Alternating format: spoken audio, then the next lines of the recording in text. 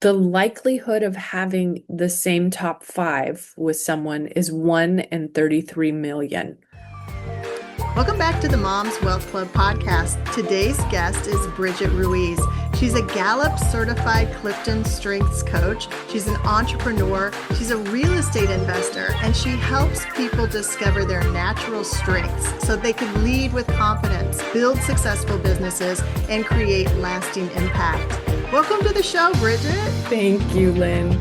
So happy to be here. All right, we have a little bit unstable connection, but we are going to go for it because that's how we roll. When you're in real estate or you're trying to build anything, what's the number one thing we learn how to do? Keep doing the thing. Just push through it. You have to push through it. Exactly. And pivot. Mm-hmm. And that's who we are. We're pivoters. Constantly pivoting. I don't know that any one of us in the entrepreneurial spirit just sits doing the same thing. You have to recognize that adjustment to pivot. Absolutely.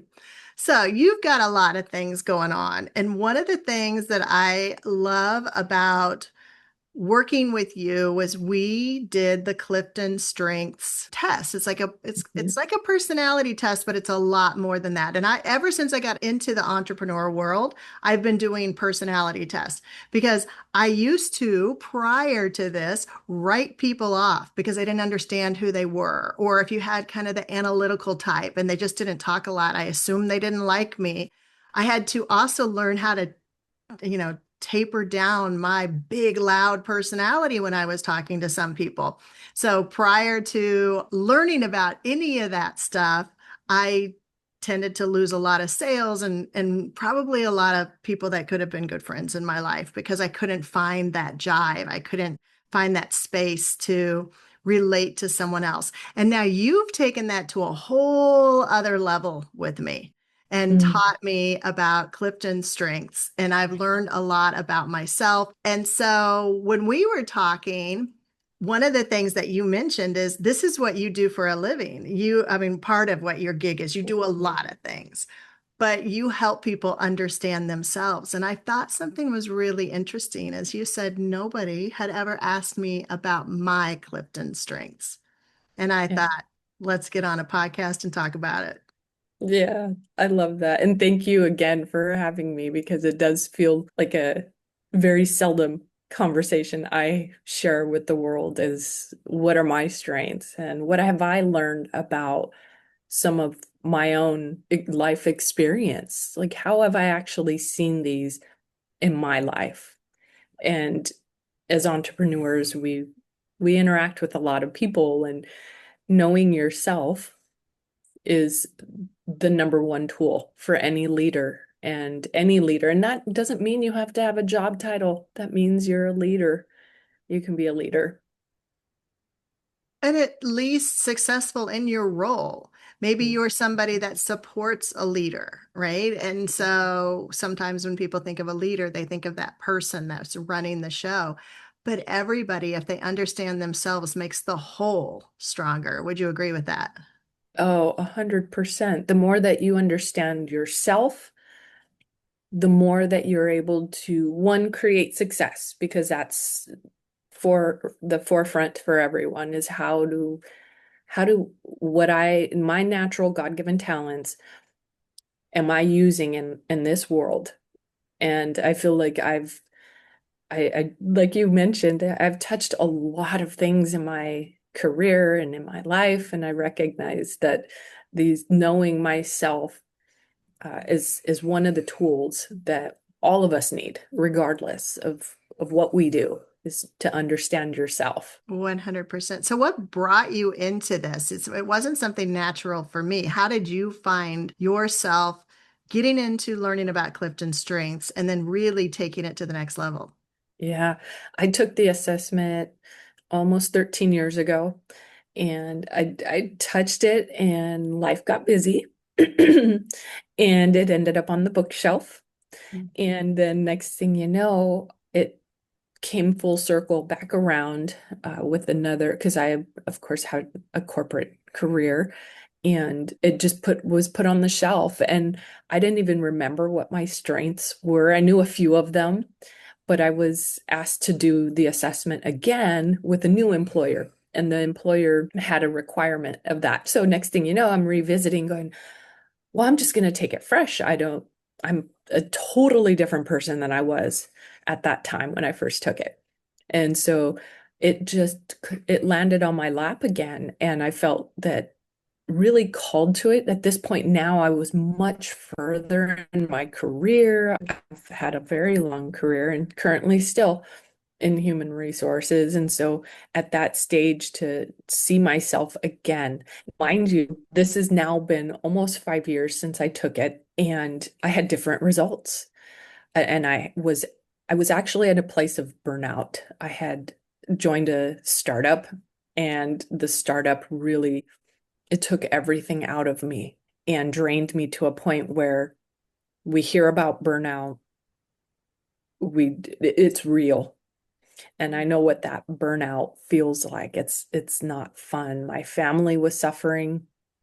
I was suffering, and it took the decision to remove myself from that in order to recover. So I joined a nonprofit in an HR capacity, and that's where again this revival of my CliftonStrengths journey began. And I then asked when I arrived, after I saw that they were paying a consultant to do this work. And I said, well, why don't I get certified? And they agreed.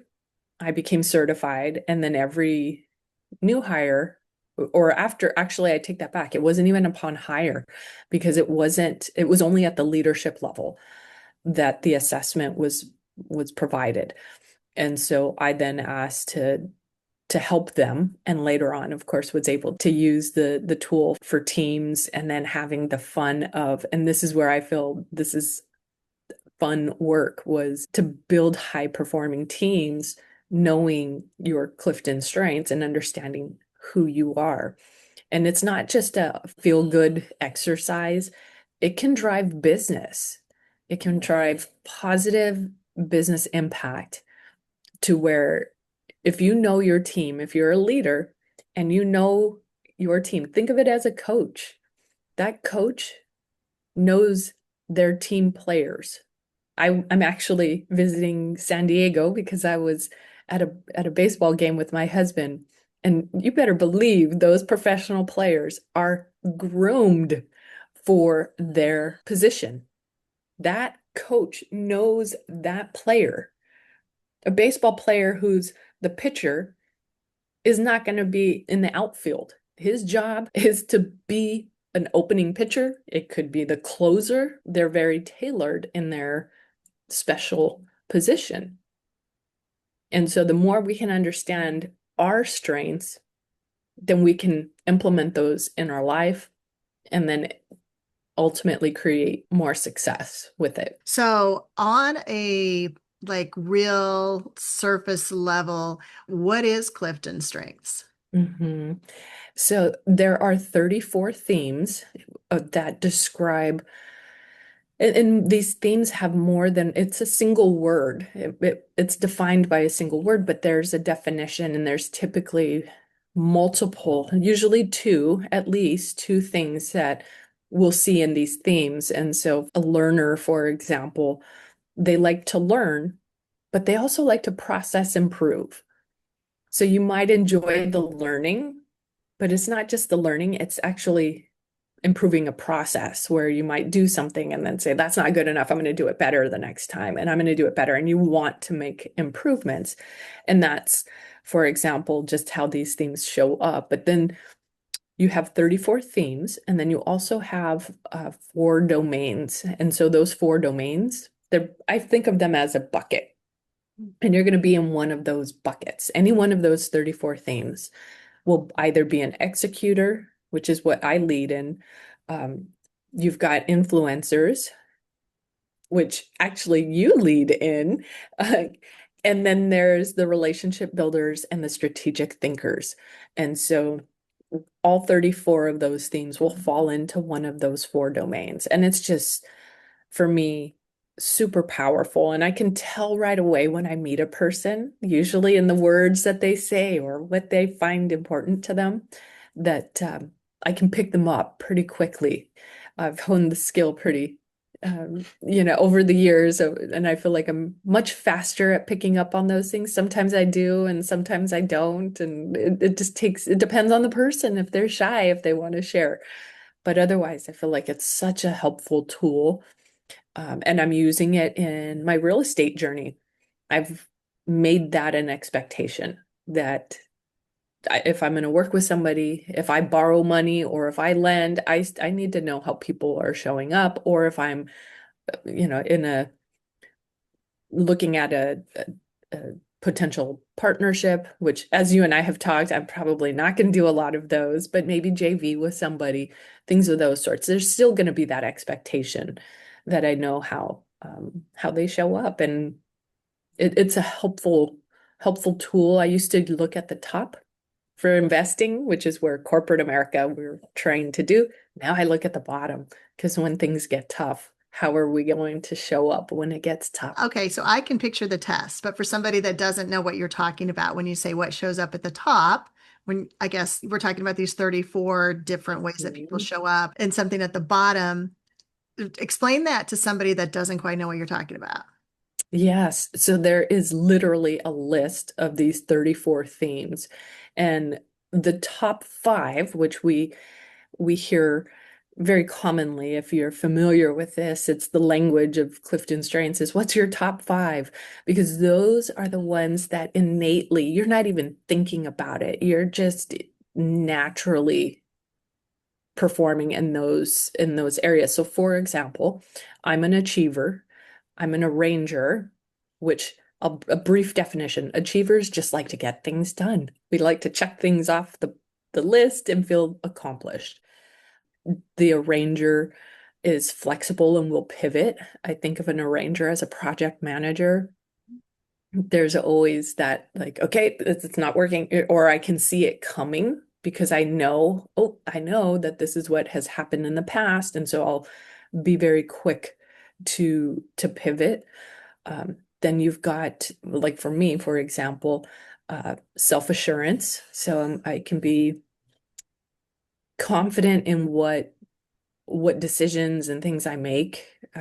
And so self-assurance is pretty high for me. That's my number three. And then relator is number four, which relators love the one-on-one with people, which could explain my career and what I do. And then in real estate, it's super helpful to just feel like I want to get real curious about the other person and connect with them. I kind of feel like let's get into the trenches together is a way to kind of think of that, where I really enjoy that one-on-one with the people I work with. And then responsibility. Now that's the one who has gotten me in trouble.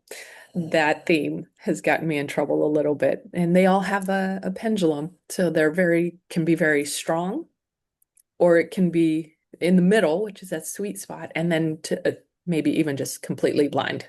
We don't even know. And that's the opposite end of the spectrum, is where you don't even recognize it in yourself.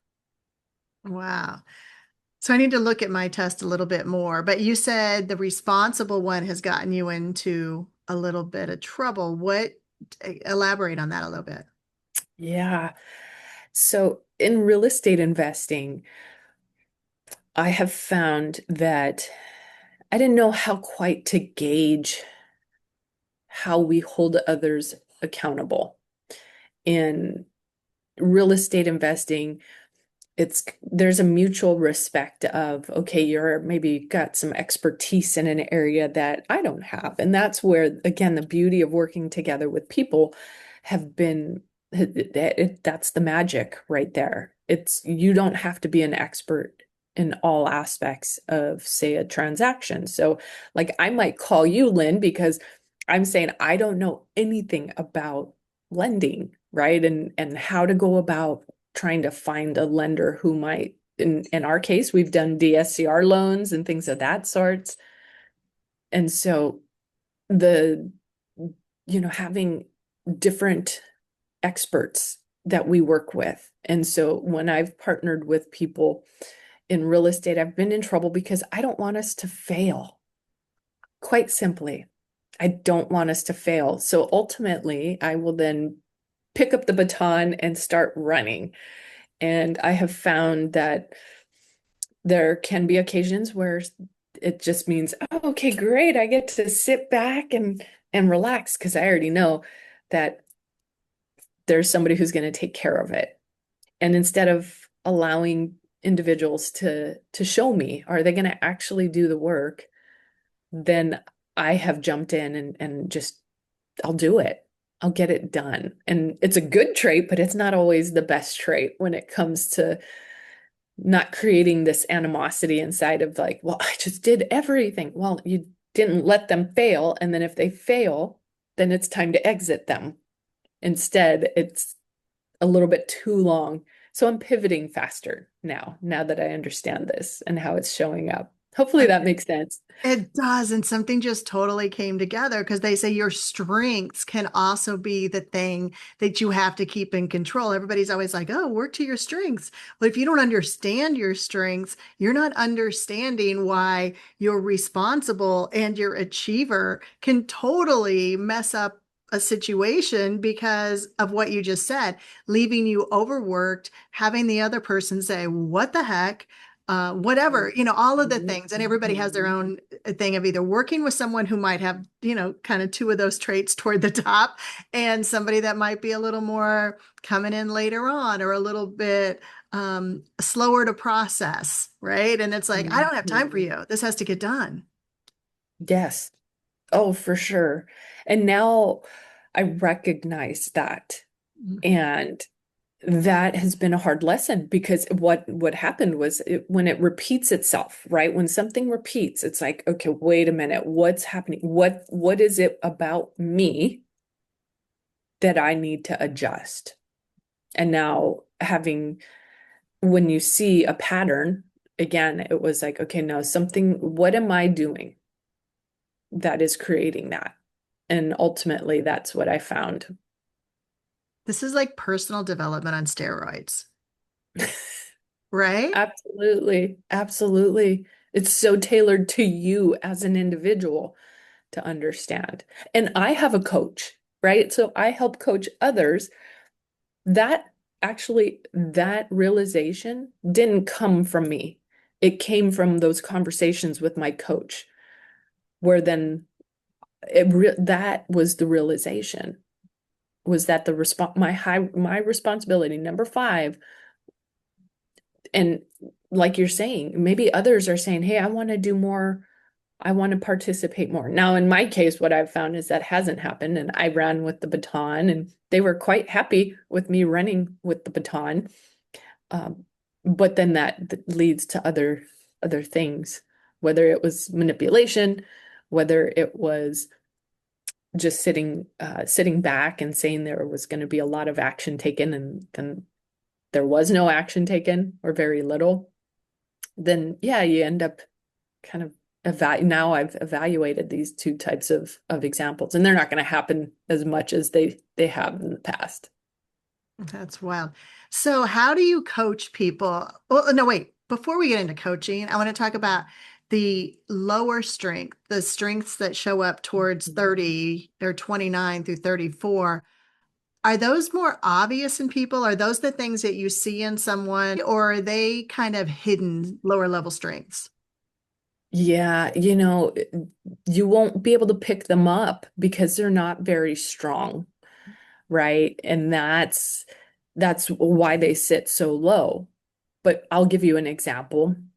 My most recent partner in real estate, I required, that was again, that was me learning some lessons that I was asking everyone to have their Clifton strengths. If they didn't, and I was looking at, well, I think we could work together, I'd asked for the assessment.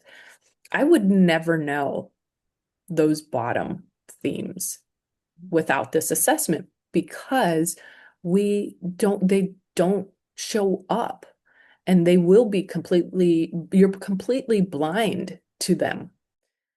And so having looked at that for like intimately, I was looking at, and I said, let's have discussions about how we are going to show up together and what we might see.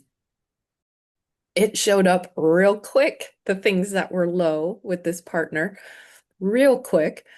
And we talked about it, but that's the beauty of Clifton Strengths. It's not a you're a horrible person. It's a this is just the reality that we're not going to be strong in every aspect of how we show up. All of us, myself included. So let's look at that. Let's talk about it. What might get in our way? And then oddly enough, the conversation would come up from time to time and we could bring it up and laugh because it was like, oh, there it is, right? This is showing up. And it wasn't, we've got a great relationship, even when we know each other's areas of opportunity. So I don't feel like it's not something we can pick up on. It definitely is not. We wouldn't know the other person's opportunities because they're so weak. And you're using the word opportunities. In what sense are you using the word opportunity? Opportunity to grow, to learn about ourselves, right? I'd call it a weakness, but I don't want to call it a weakness. I don't think that we we want to downplay or negative talk about ourselves. I think we all kind of tend to do that anyway, right? And I know I have a tendency at times where I'm just like, ugh, to have these thoughts, and it's like, okay, no, I just need to learn from them and grow in that. And so, really taking time to understand yourself. And that's something that I've learned a lot about leaders. And you don't have to have a job title. If you're a leader, you have to know yourself. The best leaders understand themselves. And there's research behind that. I love everything that you just said. And then going back to you said you're a coach and you have a coach. So how does a coach walk you through utilizing Clifton Strengths, and what does it mean to be coached by you?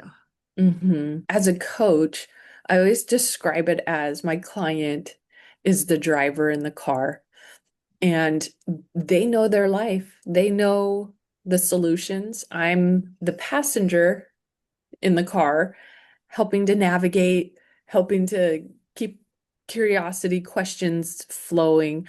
But what happens in coaching with Clifton Strengths is there's a level of education around understanding the themes that time is spent there, a little bit of time there. And I do, again, because I'm a Gallup Certified Strengths Coach, you're looking at kind of three things when you are reviewing a theme. One is to name it, right? So you read the definition, you understand what it means. To claim it. Claim it is just, okay, what in my life aligns with that? What have I seen? It can be in your personal life, it can be professional. You'll see it. You'll know and recognize it in your life. And then the last, which is the hardest one, and I think this is where most individuals struggle, is to actually aim it. And aiming it means that, okay, now you understand this is a strength for you. How are you implementing that? How are you actually using that in your life to create success? So you're creating that kind of a three-step process to understand and then actually use it in your life. And so for my personal experience, right, and having to have my own coach, it's because it's too close to us. What's going on in our life is so close that we don't see it. And the help of a coach, someone who's there with you to help you move that along, is where the power is built behind, is having somebody who helps you see that, right? To help ask those curious questions, to start getting a little bit more into it. And then, I mean, you and I, Lynn, have had conversations where we're literally in tears as we're realizing and recognizing some of these things in our life and how they have shown up because of understanding how these themes are in our life or what we're seeing in our life. Wow. And so would you say all of these 34 strengths, are they innate or are they like that nurture nature theme? I mean, the nurture nature argument or whatever. What is that called? The nurture nature. Oh, I got it. The nature versus nurture theory. Yeah, somewhere in there, I asked the question. You know, the top, the ones that are at at the top, they are naturally, that it's our natural thoughts, our behaviors, that is innate in us. So the ones at the top, those are the ones that you don't even know are even happening because they're so strong and you don't recognize it. I mean, I don't think I recognized it until I was in college that I was a high achiever. And I never recognized that and learned, first of all, I never knew I was an entrepreneur until much later in life when I started to realize, oh, wait, so I didn't know I was an entrepreneur until I started to realize that I was making an invoice for my mother as I was doing chores. And I would literally line item how much I was making for each of the chores getting completed. And much later in life did I recognize that I was an entrepreneur at such a young age. There was no one around me like that. And so I didn't know that that's who I am. I'm an entrepreneur. And then I started businesses and I've done these things. And now I sit back and real estate investing is a big part of my life now. And so recognizing that these were innate in me and being very detail oriented is very innate in me. And so it made sense now, but I didn't know that growing up. So now you said you took it 13 years ago, and then you took it again, I guess most recently about 5 years ago, and it had changed a little bit. How does it change? So it made sense to me when I first took it. It was my employer, and I was not, I was in a leadership role, but they didn't give me the job title. And I didn't need a job title, but I was a leader and I knew it. I used to even tell, because I'm in human resources, so I'd tell others that you don't need to have a job title. You can still be a leader. And that's just how I showed up. I was always that way.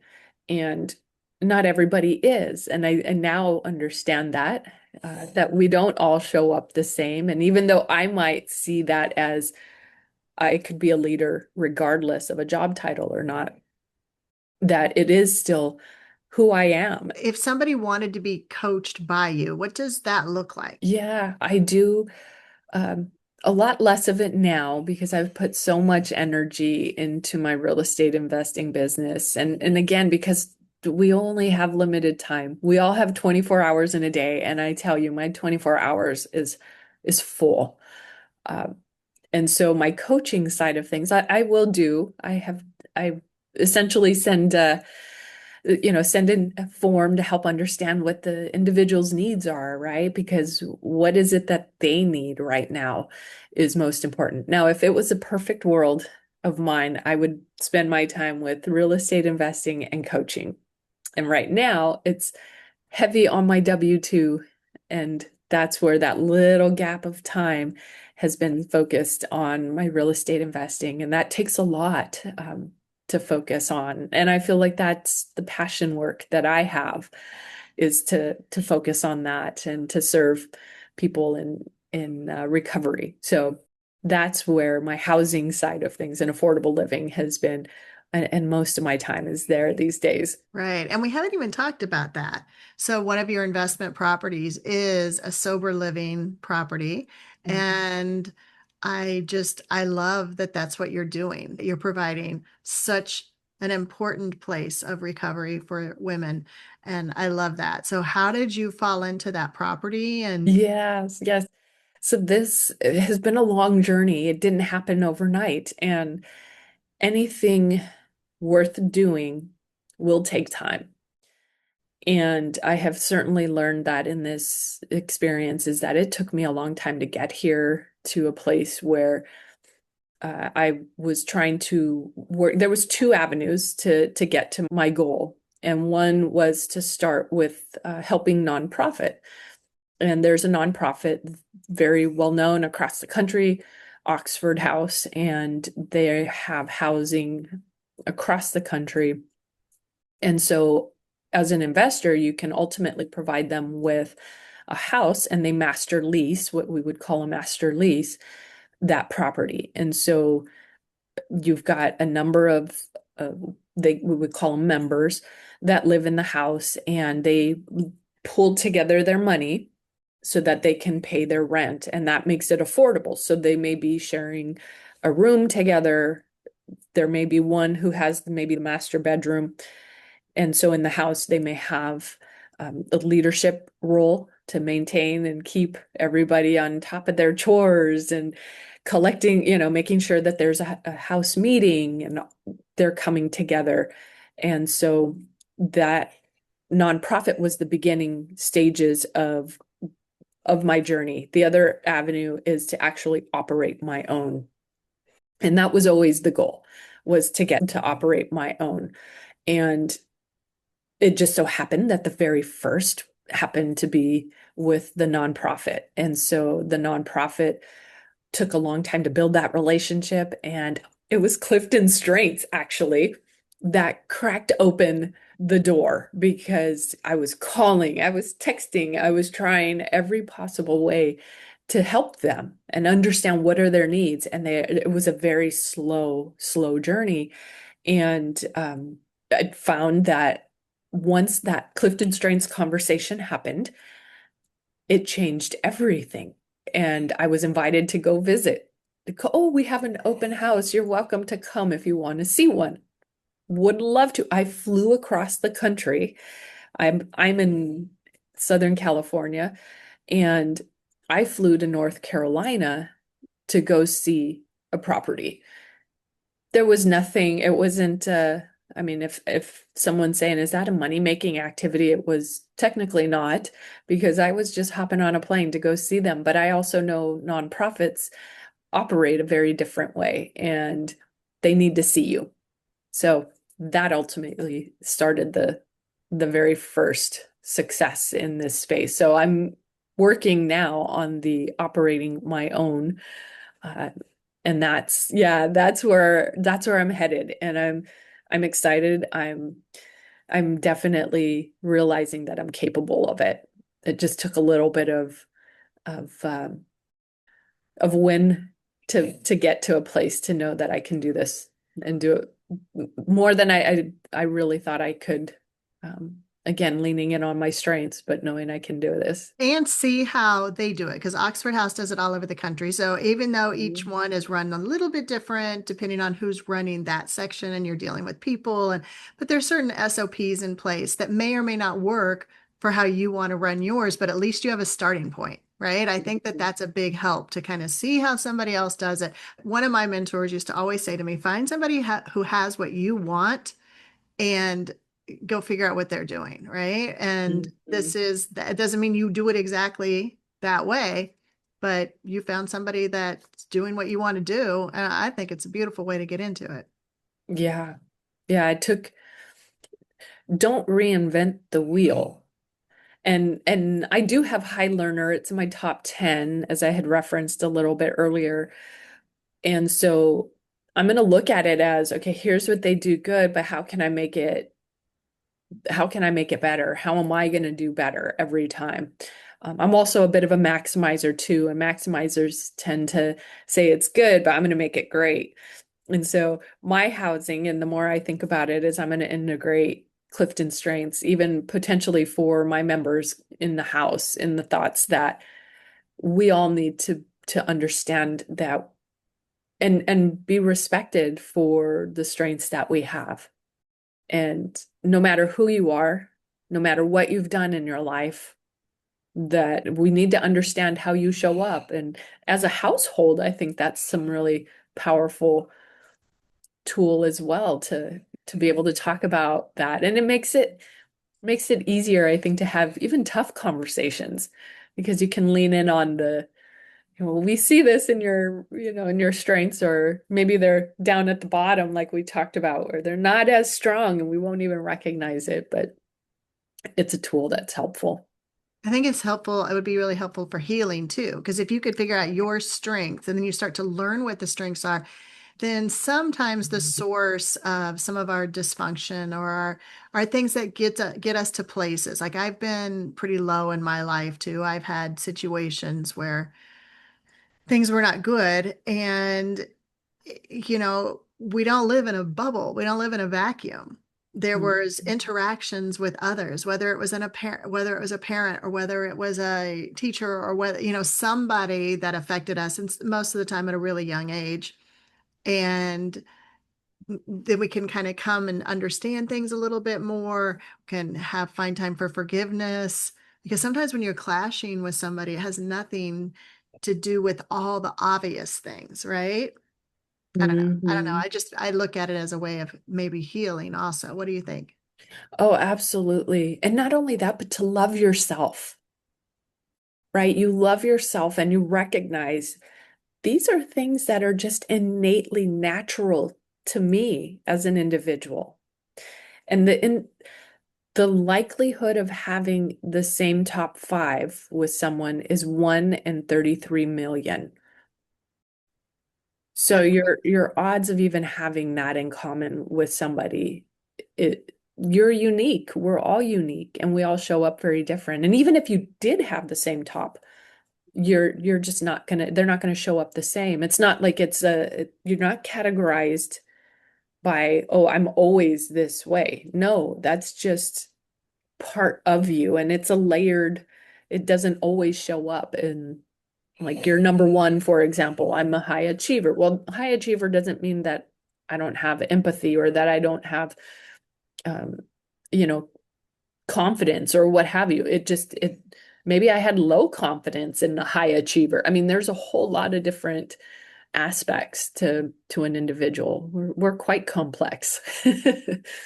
Yes, we are. So you're doing the real estate investing and you're doing the sober living houses. You've been lending money to people, Mhm, right? And also you've been borrowing from PMLs. mhm. You do a W-2. You have this big goal to have your own sober living houses.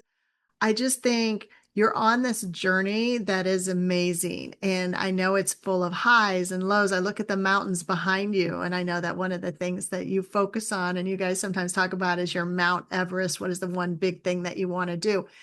And it's not just a straight shot up, right? There's for every summit, then there's like a valley on the other side before you can start climbing again. So, what would you say at this point of your life your Mount Everest would be? Yeah. So I love it. Thank you so much for asking this question because my goal is to, and my Mount Everest is to have 1,250 beds for sober living or just affordable living, but sober has been my focus. Like that is who I'm helping. And it's it's the big scary goal. And now I even have bigger, scarier visions of how I'm going to accomplish that, which is pretty exciting. Land and developing it and being able to make it, going back to our Clifton strengths, making it better than what I already know exists. Right. So if I know what's good, how can I make it great? And it's going to come from understanding what my members are saying. What are they saying about their housing? What are they saying that they feel could be better and that they want and or need? And so that's my big Mount Everest. And I know how much I want to make every month. I know all of that stuff. But one of the things that I did this exercise is that 5-year plan. How do I actually get there? And it brought me to tears because I could actually feel it. I could feel what it the summit, like we were talking about, there's like year one, okay, and then year two, right? And as I was looking at each of those years, that by year five, I'm literally sitting back. I'm not working in my business. I'm working on my business. I'm looking at reports. I'm drinking a cup of coffee. I can smell, I love coffee. So the aroma in my kitchen that doesn't exist yet. I already see that, all of that. And that's part of my futuristic, I think, a bit too, is that I can really see it and experience it, even though it hasn't happened yet. And so I have other little mountains kind of around my Mount Everest, and that's my lending, right? Where I'm a private money lender, because that's a little small mountain along with the big one. So if somebody wanted to reach out to you, maybe to be coached by you or see what you're doing, follow you, where would they do that? Yes, so I am on all the platforms. I'm LinkedIn, so you can find me on LinkedIn. Instagram, my handle is Ruiz, Ruiz_Bridgette, and then Facebook as well. You can find me on Facebook, and I've got a YouTube channel as well. So I've got a lot going on in life, and I like to share a little bit about that because I think there's a lot to learn from others and their lessons. And I try to learn from others for sure. And I have missed, um, I've passed on opportunities that I know, like for example, in real estate, where I had a house, it met what they wanted and needed with this nonprofit, but they wouldn't put it in writing. And I wasn't about to buy a house without it in writing. So I said, no, I'm not moving forward. I can't do this. And that was a lesson that I didn't have to experience because I heard others say that they've done that. They bought the house and then they didn't have it in writing and they didn't move forward with that. So we can learn from other people. That's where I feel social media is helpful. Yes, for sure. And then if you build a relationship with someone or somebody finds you, maybe they'll be one of those lucky ones that get to be coached by you, because that would definitely be so powerful. And I know your heart to help. It would just, those two things together, the empowering that it would bring to the person you're coaching, and then just have you be the one doing it. I just think that's the perfect pair. It's fun. It is fun to have those conversations because I know how to craft the conversations around building us up, right? And then having those tough conversations, those are going to happen a lot faster now. Where before I would have been like, well, they're gonna no, if they didn't show it to me, if they didn't actually do it, I'm not going to wait as long as I have. So a lot of lessons learned. Perfect. All right. Thank you so much for spending time with us today. I will make sure I put all of your platforms and everything inside the show notes so people know where to go get it and follow you and on your journey. I'm excited to see where you are 5 years from now as you continue to climb your Mount Everest. And I just feel so blessed to have you in my world. Thank you, Lynn. I feel blessed to have you in mind. So thank you for having me today. Absolutely. All right. And then anybody out there that's interested to learn about sober living, CliftonStrengths, I hope that you got something out of this episode. And remember, until next time, a wise woman will prosper. So go ahead, buy the field, plant the vineyard, and watch it multiply.